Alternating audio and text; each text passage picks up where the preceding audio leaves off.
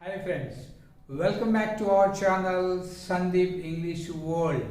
In today's video, I would like to introduce the topic of synonyms only to cater to the needs of the 10th class students who are going to appear for the final exams.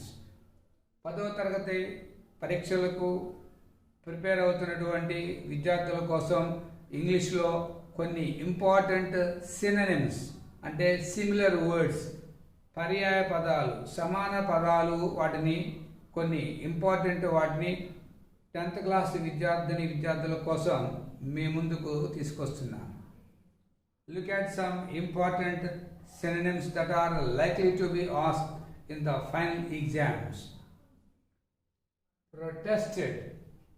Protested means objective. Protest చేయడం అంటే మనం వ్యతిరేకించటం, వద్దు కాదు అని చెప్పటం. ఇక్కడ already 10th class ఎగ్జామ్స్లో ఎలా ఉంటుందంటే some words are already underlined and a list of words will also be given. ఆ అండర్లైన్ చేసినటువంటి వర్డ్కి సరైనటువంటి పదాన్ని ఆ లిస్ట్ ఆఫ్ వర్డ్స్లో నుంచి పికౌట్ చేసి మనం రాయాలి. సో మనం ఎప్పుడైతే డైరెక్ట్గా ఈ మీనింగ్స్ తెలిసి ఉంటాయో వెంటనే ఐడెంటిఫై చేస్తాం. ఏం తెలియనప్పుడు ఏం చేయాలో కూడా కొన్ని క్లూస్ మీకు ఇస్తూ ఉంటాను. ప్రొటెస్టెడ్ ఇది పాస్ట్ టెన్స్లో ఉంది, ఇది ఈడీతో ఎండ్ అయింది. మీకు ఏం తెలియకపోతే ఇచ్చేటువంటి లిస్ట్ ఆఫ్ వర్డ్స్లో ఇలా ఈడీతో ఎండ్ అయ్యే పదాలు ఎన్నయ్యో చూస్తే ఒకటే ఉంటుంది, ఆ ఒకదాన్ని ఎంచుకోవడమే. మీనింగ్ తెలియకపోయినా గెస్ చేయటం, దాన్ని ఇంటెలిజెంట్ గెస్సింగ్ అంటారు. Protested means objective. స్పెండ్ అంటే ఖర్చు పెట్టడం, దానికి సినోనిమ్ ఎక్స్పెండ్. ఈ స్పెండ్లో కొంచెం ఉంది, స్పెండ్ అన్నాడు, స్పెండ్, ఎక్స్పెండ్, అలా గుర్తుపెట్టుకోవటమే. బై అంటే కొనడం, పర్చేస్. రిలక్టెంట్లీ, అన్విల్లింగ్లీ, ఇది కూడా అంతే. మనకి మీనింగ్ తెలియకపోయినా రిలక్టెంట్లీ ఇది ఒక యాడ్వర్బ్ ఎల్వైతో ఎండ్ అయింది. ఎల్వైతో ఎండ్ అయినటువంటి వర్డ్ ఒకటి ఉంటే ఇచ్చినటువంటి లిస్ట్ ఆఫ్ వర్డ్స్లో కూడా ఎల్వైతో ఎండ్ అయిన పదాలను వెతుక్కోవాలి. రిలక్టెంట్లీ అంటే అన్విల్లింగ్లీ, అయిష్టంగా. అచీవ్డ్ సాధించను అని అర్థం. అక్వైర్డ్,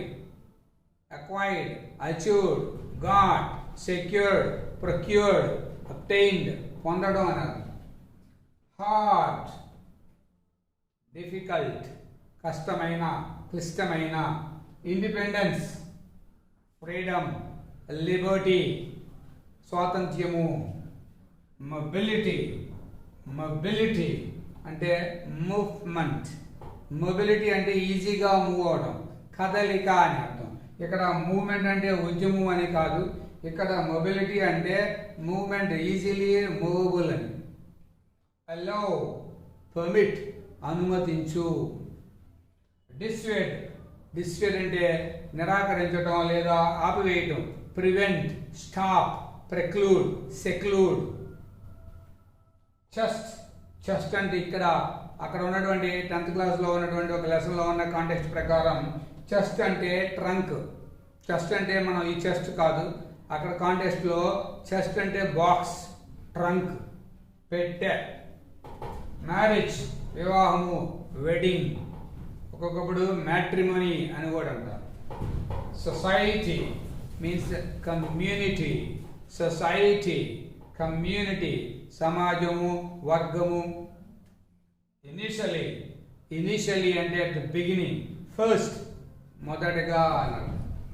ఎక్స్టెండింగ్ అంటే ప్రొలాంగింగ్. ఏం తెలియకపోతే ఆ వర్డ్ ఐఎన్జీతో ఎండ్ అయింది కాబట్టి ఐఎన్జీతో ఎండ్ అయిన పదం ఎత్తుక్కోవాలి. ప్రొలాంగింగ్, ఎక్స్టెండింగ్ అంటే కొంచెం పెంచడం అన్నమాట. పర్పస్, కాంటెక్స్ట్ని బట్టి purpose, there is no purpose of it అంటే there is no use of it. It lacks purpose అన్నాను, ఇట్ ల్యాక్స్ ఎనీ ఎయిమ్. ఒక కాంటెక్స్ట్లో ఎయిమ్ అని, మరో కాంటెక్స్ట్లో యూజ్ అని అర్థం. ట్రయంఫ్ అంటే విక్టరీ, సక్సెస్, విజయము. Adversity, difficulty.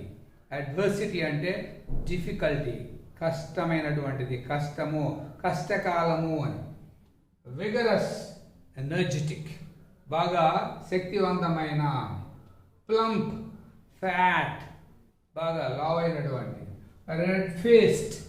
రెడ్ ఫేస్డ్ అంటే యాంగ్రీ బాగా కోపంతో ఉండడం. వల్గర్ అంటే ఇండీసెంట్ మీన్ చాలా మీన్ ప్రవర్తనని ఇండీసెంట్ బిహేవియర్ని వల్గర్ బిహేవియర్ అంటాం. ప్రిస్టీన్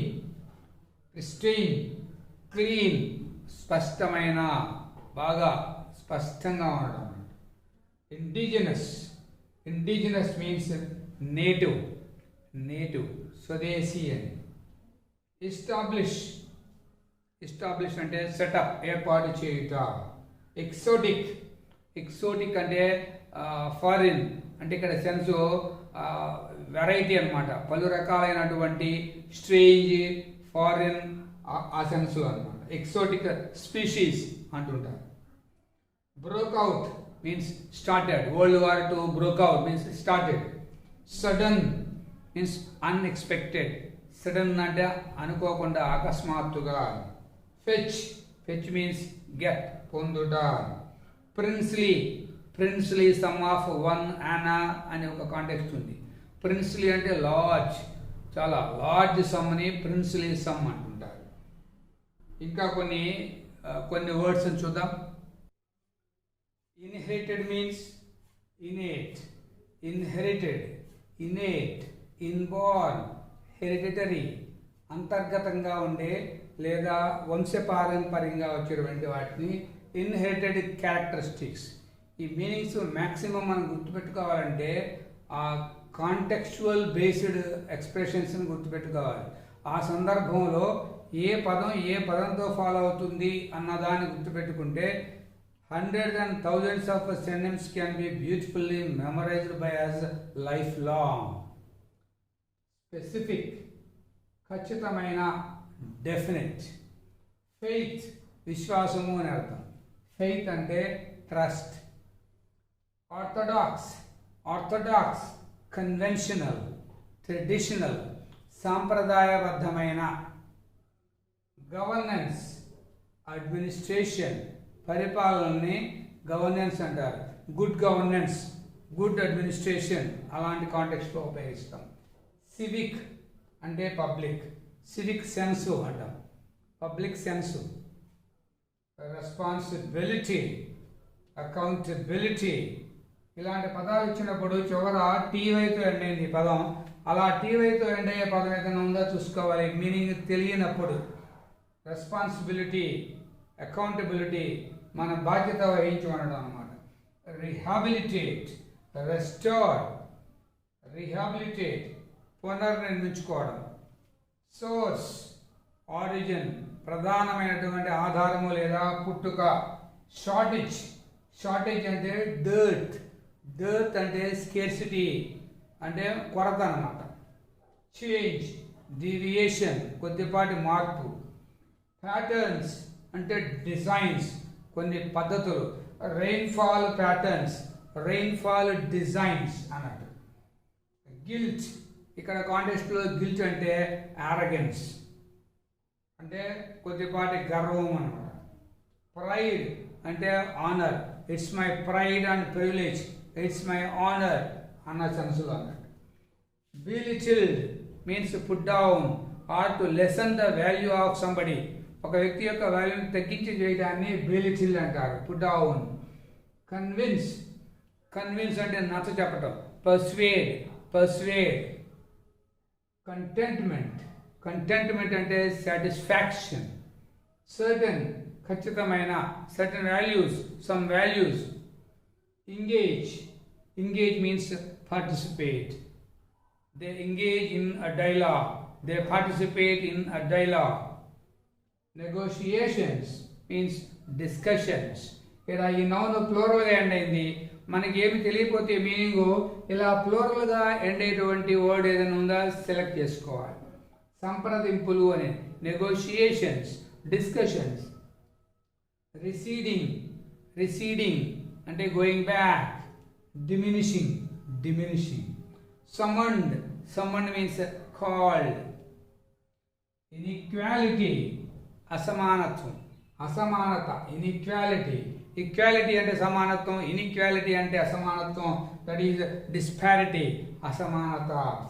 ఇన్నసెంట్ అంటే ignorant అమాయకమైనటువంటి అని. క్విట్ వదిలేయటం, క్విట్ అంటే ఎగ్జిట్ ఆర్ లీవ్ వదిలివేయుట అని.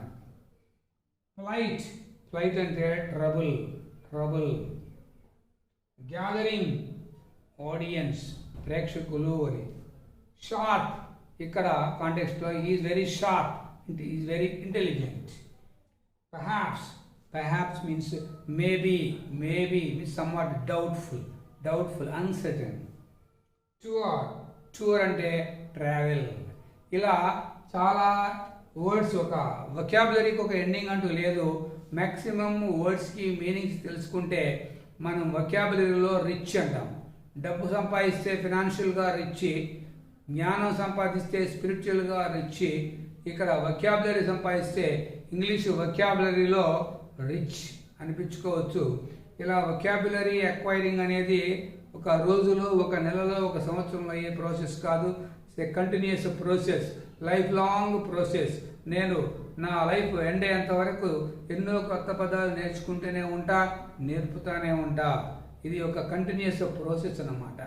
అందుకని మ్యాక్సిమం తెలియని పదాలన్నింటికి అర్థాలు తెలుసుకుంటూ ఉండాలి. ఈ video 10th class English final exams రాసేటువంటి వాళ్ళకి బాగా ఉపయోగపడుతుంది.